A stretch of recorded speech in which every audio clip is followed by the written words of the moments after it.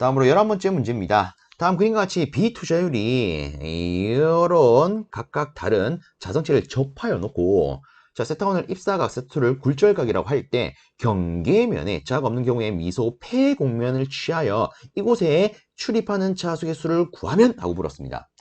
자, 여기서 우리가 조금 포인트를 잡아야 되는 부분은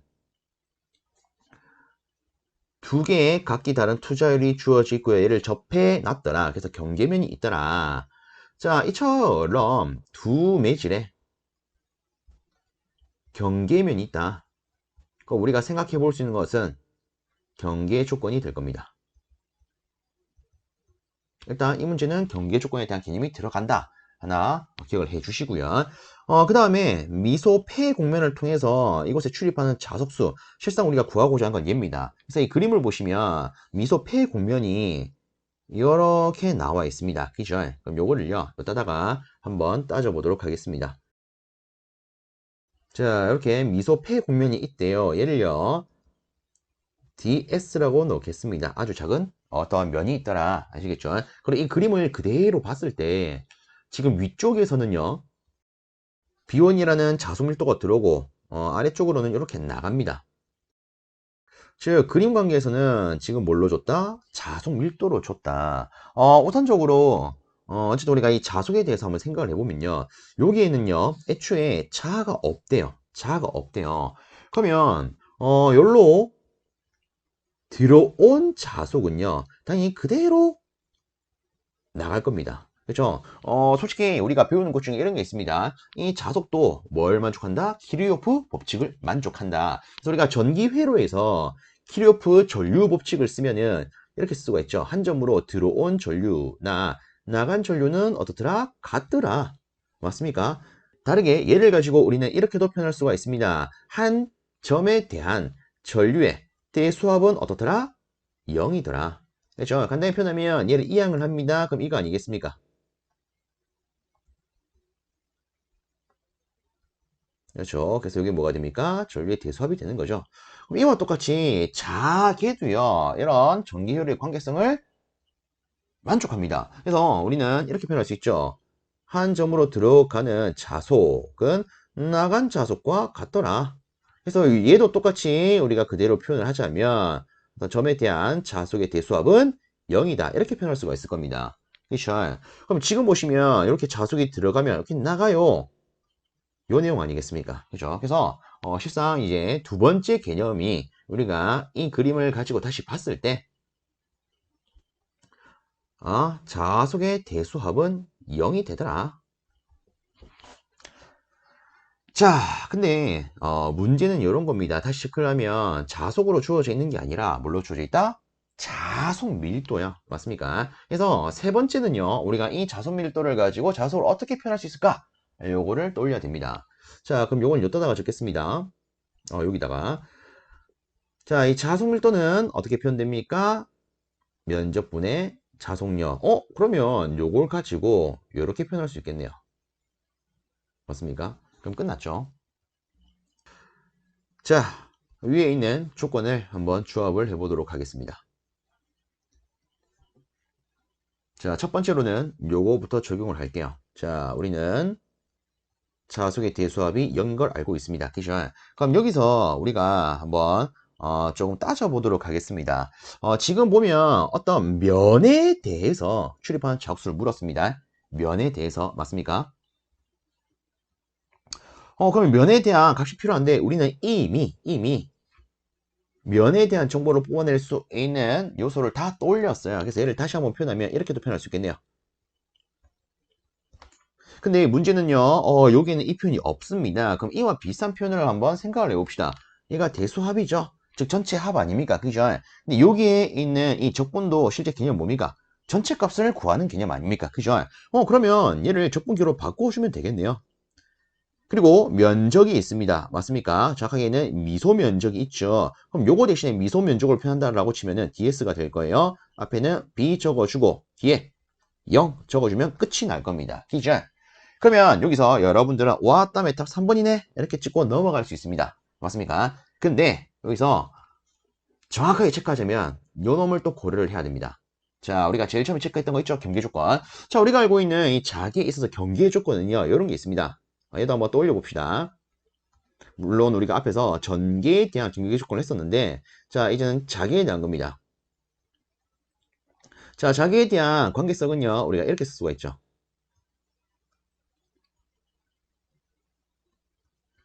자, 글로 말을 하면 이거 아니겠습니까? 자계, 접선 성분이 어떻다? 연속이다.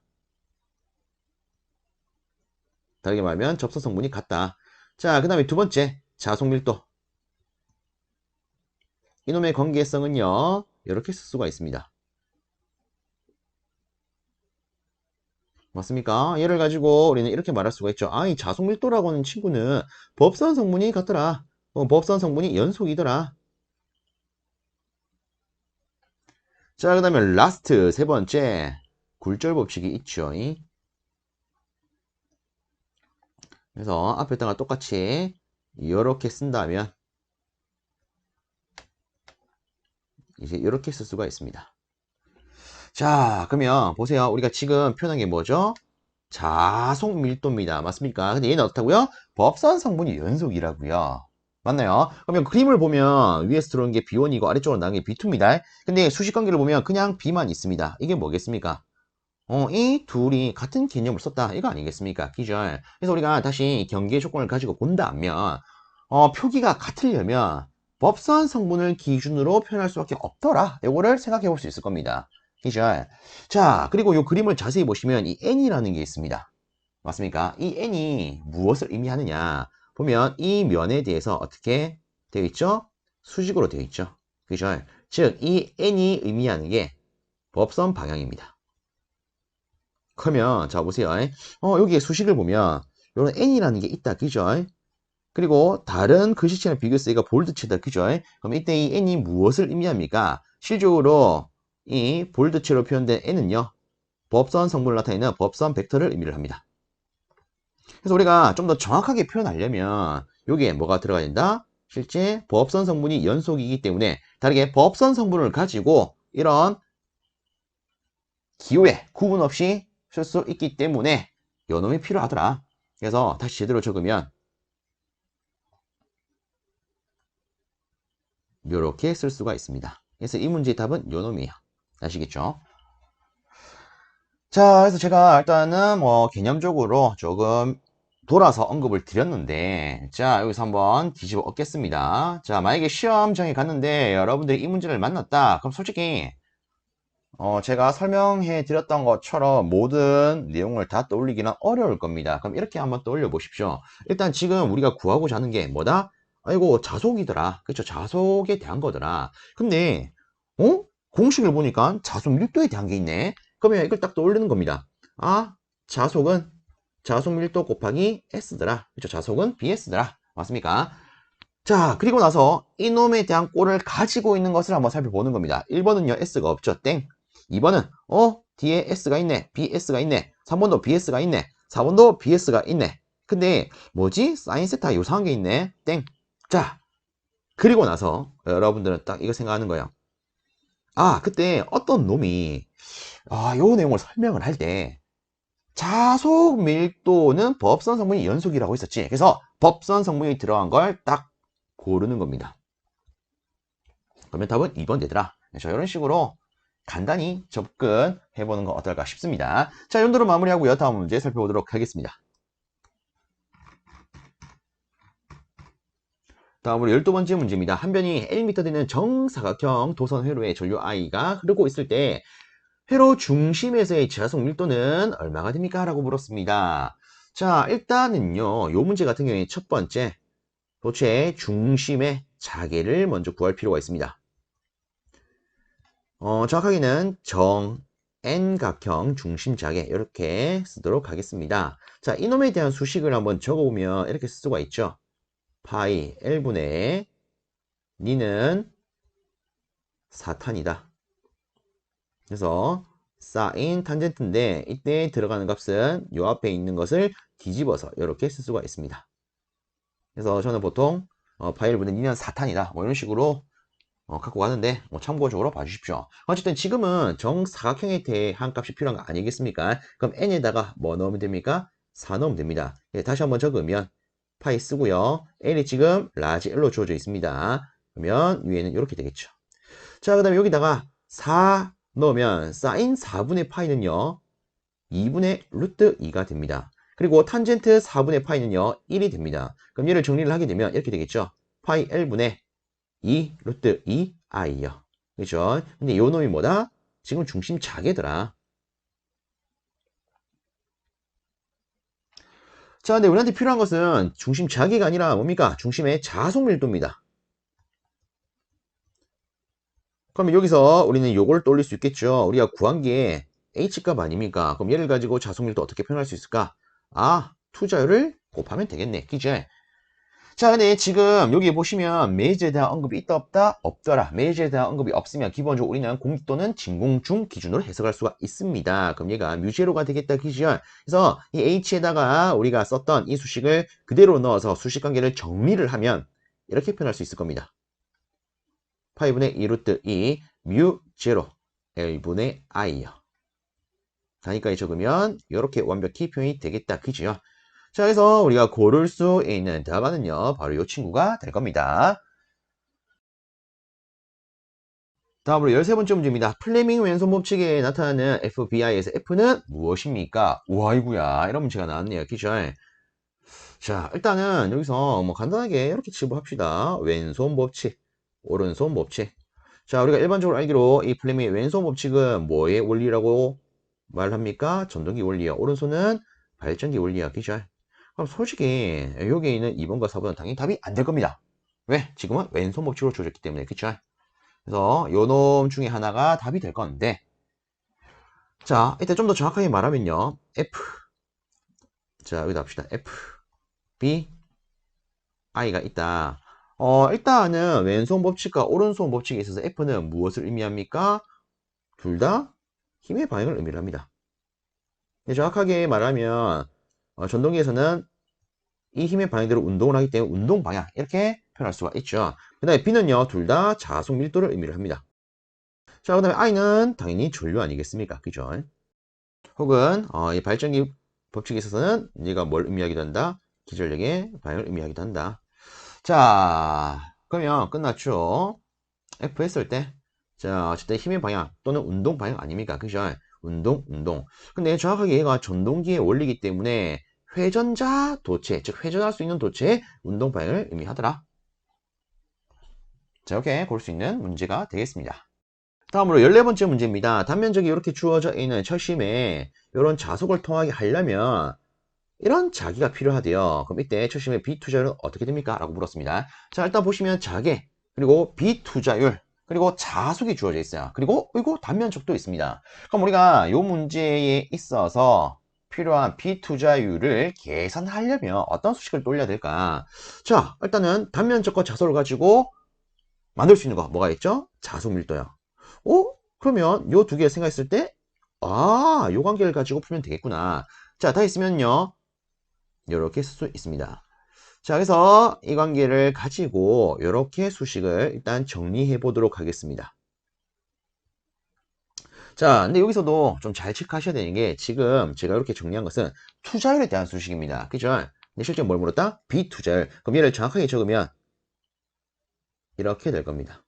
그래서 이것마저도 조금 넘겨서 자, 다시 이렇게 표현하도록 하겠습니다. 비투자율은요. 진공중 투자율 SH분의 파이가 되더라. 그럼 여기다가 주어진 값 그대로 한번 넣어 보겠습니다. 아이고. 자, 지금 파이가 얼마가 주어져 있다? 6 곱하기 10의 마이너스 4승요. 그 다음에 뮤제로 4파이 곱하기 10의 마이너스 7승 아닙니까? 그 다음에 면적 4cm 제곱인데 일단 우리가 기본적으로 쓰는 면적이 단위 미터 제곱이다. 그죠? 그래서 단위 환산을 하게 되면 10의 마이너스 4승이 붙게 되겠죠. 자, 그 다음에 전개가 2800으로 주어졌습니다. 자, 이놈을 여러분들이 갖고 있는 계산기 한번 넣어봅니다. 그럼 계산기에서는요. 426.31이라는 값을 뱉어낼 겁니다. 그래서 우리가 고를 수 있는 답안은 대략적으로 427 되더라. 자, 이 정도로 마무리하고요. 다음 문제 살펴보도록 하겠습니다. 다음으로 15번째 문제입니다. 철도 궤도 간 거리가 1.5m이며 궤도는 서로 절연되어 있답니다. 열차가 매시 60km의 속도로 달리면서 차축이 지구자기의 수직분력 요놈을 절단할 때 두 궤도 사이에 발생하는 기절력은 얼마요? 라고 물었습니다. 야, 이것도 뭡니까? 자, 요거 한번 해석을 해보도록 하겠습니다. 우선적으로 우리가 구해야 되는 것은 뭐죠? 기절력입니다. 이 기전력을 구하기 위해서 우리가 어떤 수식을 떠올려야 될까? 일단 주어진 조건을 보면, 수직 분력이라고 되어 있지만 단위로 봤을 때 자속 밀도가 있어요. 그죠? 그 다음에 매 시간 이동하는 거리가 있습니다. 우리가 얘를 다르게 표현하면 속도라고 표현할 수가 있죠. 맞나요? 그러면 자속 밀도가 있고 속도가 있고 그럼 이때 기전력은 이걸 떠올리면 되겠네? 이 뭡니까? 플레밍의 오른손 법칙이요. 그죠? 자, 그럼 요걸요. 제가 이렇게 한번 언급을 드려볼게요. 지금 보면 철도 궤도 간 거리가 나와 있습니다. 이렇게 철도의 궤도가 있다라고 가정을 하겠습니다. 이때 이 거리가 얼마라고요? 1.5m요. 그죠? 그리고 얘들이 서로 절연이 되어 있답니다. 맞습니까? 그리고 이 열차가 매시간, 즉 매시 60km의 속도로 달린대요. 그러면 우리는 이때 이 속도를 이렇게 표현할 수 있을 겁니다. 60km per hour라고요. 맞습니까? 어쨌든 열차가 이런 식으로 이동을 한답니다. 그럼 이때 차축이 지구자기의 수직 분력, 즉 수직으로 형성되는 이 자속 밀도를 이 차축이 절단을 한답니다. 그럼 여기서 말하는 차축, 얘가 뭐냐면 이런 겁니다. 예를 들어 열차가 이렇게 있습니다. 있으면 여기에 뭐 바퀴들이 있지 않겠습니까? 그렇죠? 이런 식으로. 그럼 이때 바퀴에 대한 축, 얘를 우리가 차축이라고 부릅니다. 즉, 우리가 차축을 간단하게 제가 파란색으로 여기다가 표현을 하면 이런 거죠. 이런 차축이 지구자기의 수직 분력. 자, 여기가 이제 전체 대지라고 한다면 자, 자속 밀도가 어떻더라? 이런 식으로 작용을 하고 있더라. 자, 그럼 다시 봅니다. 이 친구가 이렇게 60km per hour로 달리고 있어요. 그죠? 그러면 이렇게 우리가 그림 그렸을 때 요거 우리가 이론상에서 다루는 어떤 막대 도체가 이렇게 이동할 때 나타나는 기전력 이놈 되는 거 확실하네 이런 느낌을 받을 수 있을 겁니다. 그죠? 자, 그러면 여기에 대한 조건을 한번 따져보면서 대입하도록 하겠습니다. 우선적으로 요 그림을 가지고 봤을 때 이 차축이 이동하는 방향과 수직 분력, 즉 자속밀도의 방향이요 서로 직각입니다. 그러면 여기가 90도 들어갈 거 아닙니까? 사인 90은 1이죠. 그러면 솔직히 얘는 크게 고려할 필요가 없겠네요. 우리는 B, V, L만 따지면 됩니다. 맞습니까? 그럼 이때 L은 도체의 길이 아닙니까? 그죠? 근데 지금 우리가 판별할 수 있는 도체는 누굽니까? 바로 차축이죠. 요놈의 길이가 어떻다고요? 실제 1.5m 되는 거 아니겠습니까? 왜? 실제 바퀴는 이 레일 위에서 달릴 거니까. 그죠? 그러면 L은 이거 1.5가 되겠네. 그러면 일단 여기다가 이렇게 한번 적어보도록 합시다. 요놈이 얼마라고요? 1.5라고요. 자, 그 다음에 자속밀도 이미 주어져 있다. 그죠? 요거를 제가 좀만 더 오른쪽으로 당겨서 쓰도록 하겠습니다. 일단 자속밀도부터 다시 썼고요. 길이 1.5요. 그럼 이제 이 속도값만 있으면 되네요. 자, 그럼 여기서 여러분들이 기억을 하셔야 되는 게 우리가 이렇게 BVL sin 세타라는 수식을 썼다. 이때 속도 V의 단위는 뭐가 됩니까? 미터 퍼 세컨요. 그죠? 자, 근데 문제는 지금 우리가 도출한 속도는 60km per hour입니다. 아하, 그럼 얘를요, 이렇게 바꿔줄 필요가 있겠네요. 이거 어떻게 하면 됩니까? 일단 저는 이렇게 쓰겠습니다. 60부터 쓸게요. 아시겠죠? 자, 쓰고 나서 이 값만 각각 환산해주면 되는 거 아닙니까? 그죠? 즉, 이런 거죠. 키로를 환산하면 10의 3승력. 그죠? 그 다음에 hour를 초로 바꿉니다. 1시간은 몇 초입니까? 3600초요. 그래서 우리가 미터 퍼 세컨의 단위로 바꾸려면 60에다가 뭘 곱하면 됩니까? 3600분의 10의 3승력. 끝. 그래서 요거를 우리가 갖고 있는 계산기에 넣으면 계산기에서는요 3.75 곱하기 10의 마이너스 4승 볼트라는 값을 뱉어낼 겁니다. 그래서 우리가 고를 수 있는 답안은 3번 되더라. 할 수 있겠죠. 그래서 요거 다시 한번 체크해 주시고요. 실제 말을 조금 요상하게 뭐 열차를 가지고 줬을 뿐이지 우리가 의미만 조금 잘 잡는다면 충분히 여러분들 시험장에 가서 이 문제가 나왔을 때 풀어낼 수 있으실 겁니다. 다음으로 16번째 문제입니다. 진공 중에서 이 쿨롱의 전하가 B의 자계 내에서 자계와 수직 방향으로 V m/s의 속도로 움직일 때 받는 힘은? 하고 물었습니다. 자, 우리가 앞에서는 기전력에 대해서 물어본 문제가 나왔었는데 지금은 힘에 대해서 물어봤습니다. 자, 그럼 한번 떠올려 보겠습니다. 이거는 또 어떻게 해야 될까? 우선적으로 자속 밀도가 주어져 있어요. 맞습니까? 그러면 우리가 알고 있는 힘의 수직 관계에서 자속 밀도와 연관된 거 한번 떠올려 봅시다. 요 놈이 있겠네요. 플레밍의 왼손 법칙 F는 B, I, L, 사인 세타요. 다시 쓰겠습니다. 그래서 일단 보니까 야 플레밍 이분이 조금 많이 나왔네요. 요번에 제가 일단 접한 문제에서는 자 일단은 여기다가 우리가 조금 생각을 해볼게. 이 사인 스타가 되는데 애초에 수직이라는 조건을 줬습니다. 그럼 얘가 90도 아니겠습니까? 그럼 요거 고려할 필요 없이 B, I, L만 따지면 되네요. 그쵸? 근데 여기서 일단 B라는 조건이 있습니다. I와 L은 여기 없습니다. 솔직히 우리가 쓸 수 있는 것은 E와 V가 될 거예요. 그러면 여기서 이렇게 한번 생각을 해봅시다. 지금 물론 지문에서는 이 쿨롱의 전하라고 줬지만 우리 일반적으로 전하를요 Q로 표현하지 않습니까? 기절. 그럼 이렇게 표현했을 때 Q와 I는 어떤 관계로 표현할 수 있을까를 한번 떠올려 봅니다. 일단 Q는 IT라는 수식이 하나 있다. 그죠? 그러면 일단 B 그대로 쓸 거고요. I 대신에 얘를 넘긴다 치면 I 대신에 T분의 Q로 쓸 수가 있을 것 같아요. 맞습니까? 자, 얘를요. 제가 좀 위치만 바꾸어 가지고 이렇게 한번 표현해 볼게요. 얘를 요 밑에다가 붙여보도록 하겠습니다. 자, 그럼 이때 요 놈을 잘 봐주십시오. L이 뭐예요? 길이죠. T는요. 시간이죠. 이놈의 단위를 표현을 하면 미터 퍼 세크가 됩니다. 요 놈 자체가 속도가 되네? 그럼 게임 끝났죠. 다시 힘은요. B 그대로 쓸 거고요. Q 대신에 여기서 주어진 형태 스몰 e로 바꾸어 줍니다. 그리고 이놈 자체가 뭐가 된다? V가 된다. 그래서 답은 3번 되겠습니다. 그래서 약간 조금 생각할 필요가 있는 문제가 되겠죠. 자, 이렇게 마무리하고 다음 문제 살펴봅니다. 자, 17번째 문제 보도록 하겠습니다. 철심이던 환상 솔레노이드의 권수는 500회, 그리고 평균 반지름은 10cm래요. 자, 그 다음에 철심의 단면적은 10제곱cm, 비투자율이 4000이랍니다. 이런 환상 솔레노이드의 2A 전류를 흘릴 때 철심 내 자속은? 하고 물었습니다. 자, 일단 자속을 구해야 되는데 조건을 다시 보니까 권수도 있고요. 평균 반지름, 단면적, 비투자율, 전류가 있습니다. 그럼 이때 우리가 쓸 수 있는 관계식은 이런 게 있습니다. 파이는요, L분의 뮤 S NI요. 물론 좀 더 정확하게 여기서 말하는 L은요, 바로 자루의 길이가 됩니다. 근데 지금 지문에 보면 길이라는 조건이 없고요. 그 대신에 반지름이 있습니다. 특히나 이런 환상 솔레노이드가 주어지는 경우에 반지름을 가지고 얘를 표현한다? 그럼 이렇게 표현할 수 있죠. 자, 자료의 길이 얘가 실제 환상 솔레노이드에서는 원형으로 표현되지 않습니까? 그럼 반지름 가지고 표현할 때는 2 파이 R로 표현할 수가 있죠.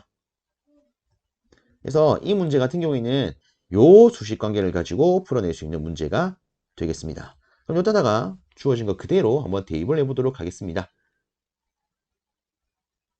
자, 우선에 여기 있는 분모부터 적어보면 2 파이 될 거고요. R 평균 반지름 얼마요? 10cm. 그럼 저는 바로 미터 단위로 바로 바꾸도록 하겠습니다. 그럼 0.1m 되겠죠. 자, 그다음에 위에 뮤 값이 필요합니다. 근데 실제 이 뮤라고 하는 것은 우리 앞에서도 했지만 정확하게 비투자율, 진공 중의 투자율 곱 아닙니까? 그죠? 그럼 먼저 비투자율부터 쓰겠습니다. 4000예. 자, 그 다음에 진공 중의 투자율 값 씁니다. 4파이 곱하기 10의 마이너스 7승. 자, 그 다음으로 면적 값을 써야 되는데 지금 주어진 면적은요 10 제곱센치입니다. 근데 앞에서도 언급했지만 우리가 쓰는 수식의 일반적인 단위는 뭐다? 미터 제곱요. 그래서 환산해 줍니다. 그러면 10의 마이너스 4승부터 해야겠죠.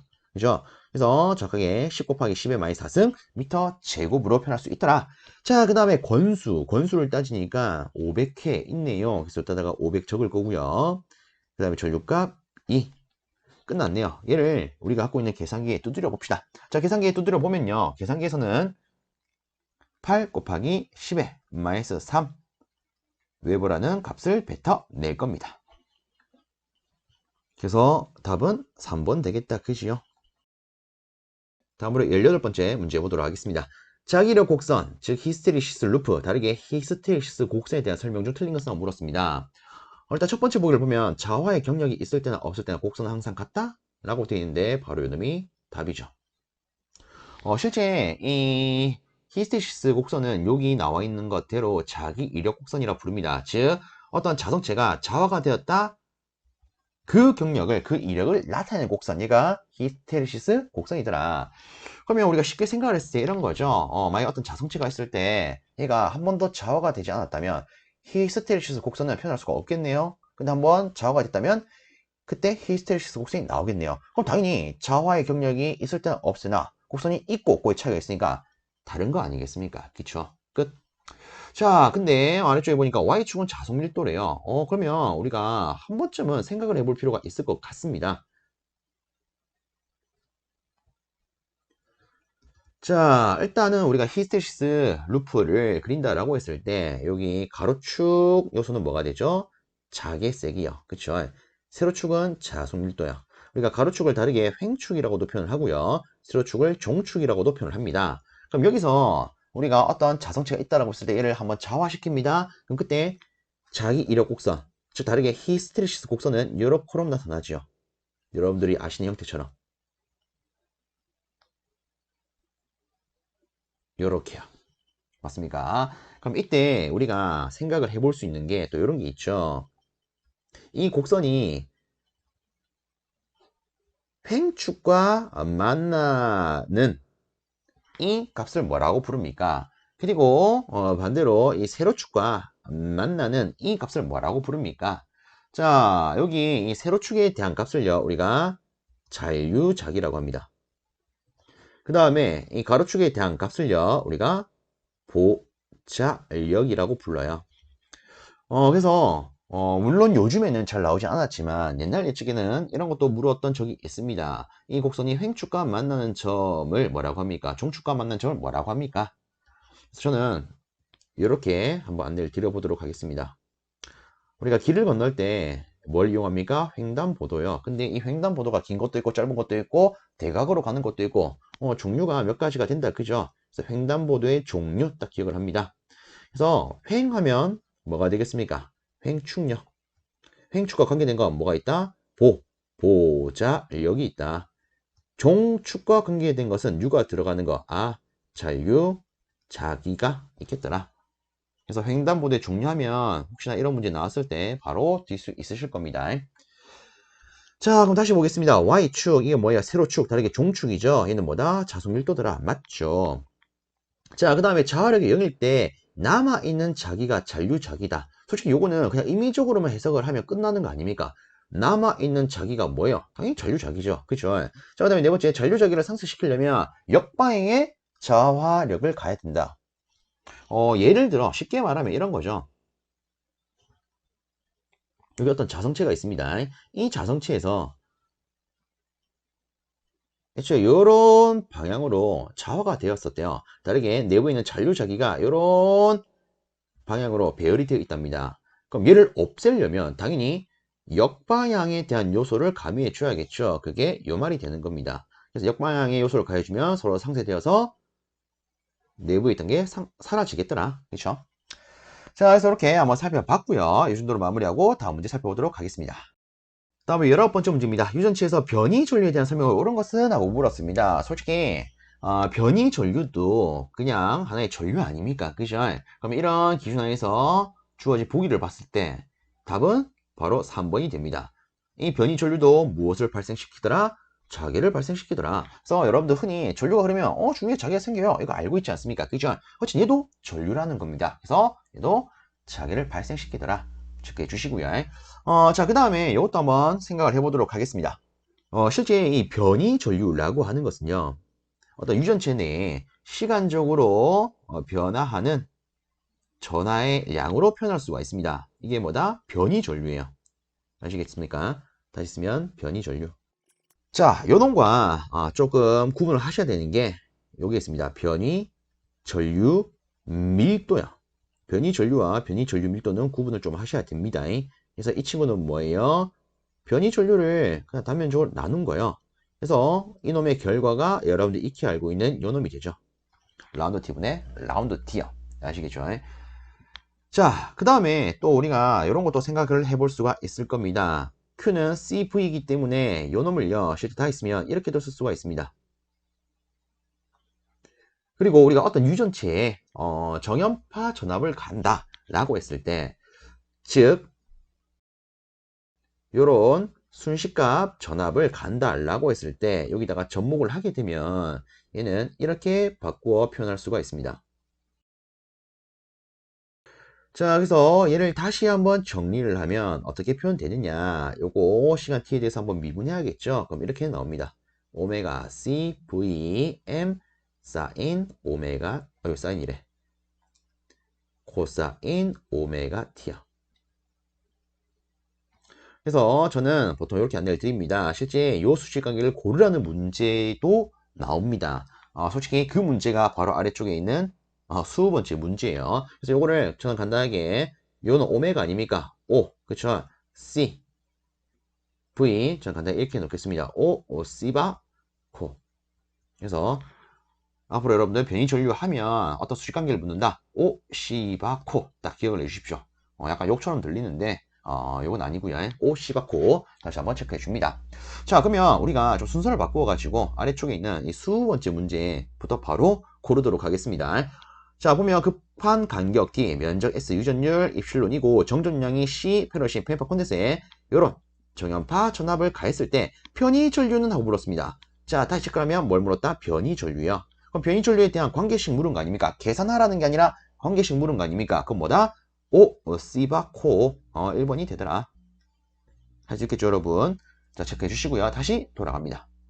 자, 그럼 우리가 이렇게 왔을 때, 자, 이렇게도 생각해 볼 수 있을 겁니다. 그러면 얘가 어떻게 이렇게 바뀌는 건가? 그쵸? 자, 그럼 이렇게 한번 표현해 볼게요. 자, 이것도 보겠습니다. 자, 여기 변이 전류 대신에 이렇게 넣어도 관계없다. 그죠? 자, 근데 우리는 이런 수식도 알고 있습니다. 이 전속 밀도는 S분의 Q라는 거예요. 맞습니까? 그러면 다르게 쓰면 위에 있는 이 문자 기호 그대로 쓴다면 이렇게 쓸 수가 있을 거예요. 그렇죠? 그래서 여기다가 그대로 접목을 하는 겁니다. 접목을 하게 되면 이렇게 되겠죠. S분의 DT분의 D 곱하기 S요. 여기 있는 Q 대신에 뭘 썼다? DS를 썼다. 이걸 썼다. 그럼 이렇게 놓으면 이거 약분되는 거 아니겠습니까? 그래서 뭐가 나온다? 이놈이 나온다. 아시겠죠? 물론 단위로 치면 암페어 퍼 미터 제곱이 됩니다. 자, 그래서 요거 확실하게 구분 다시 한번 해 주시고요. 자, 그럼 이렇게 했을 때 실제 나머지는 답이 안 되는 거 알 수가 있을 겁니다. 물론 첫 번째 보기를 간단히나마 언급을 드리자면 굴절률이 2배가 되면 변이 전류의 크기도 2배가 된다. 뭐 이렇게 되어 있는데 요거는 참고적으로 보십시오. 실제 이 굴절률을 n이라고 놓으면 굴절률과 유전율은요, 이런 관계를 갖습니다. 그러면 이때 이 유전율을 가지고 우리가 여기에 있는 이 정전 용량도 고려할 수 있겠죠. 그렇죠? 근데 문제는 제곱에 비례하기 때문에 실제 굴절률이 2배가 되면요, 변이 전류가 2배가 될 수는 없습니다. 아시겠죠? 여기다가 그대로 접목하면 2배가 되지 않는 걸 확인할 수 있습니다. 자, 그 다음 변이 전류의 크기는 투자율 값에 비례한다? 실질적으로는 투자율이 아니라 우리가 여기 있는 C를 고려한다면 D분의 입실론 S 이렇게 표현할 수 있겠죠. 그렇죠? 그래서 유전율에 비례한다. 뭐 이렇게 볼 수가 있을 겁니다. 자, 그 다음에 네 번째, 전속 밀도의 공간적 변화가 변이 전류를 발생시킨다? 아니죠. 시간에 대한 전하의 변화가 변이 전류를 일으킵니다. 발생시킵니다. 자, 그래서 혹시 답은 3번이 되더라. 일단 이 정도로 제가 안내를 마치도록 하겠습니다. 자, 이렇게 하면은 24년 1회 기사 영역에 대한 전자기하의 수문항의 풀이가 끝이 납니다. 지금까지 저와 함께 풀었던 이 모든 문항들이 여러분들의 합격에 조금이라도 도움이 되었으면 좋겠습니다. 자, 여기서 마무리하겠습니다. 여러분들 수고 많으셨습니다.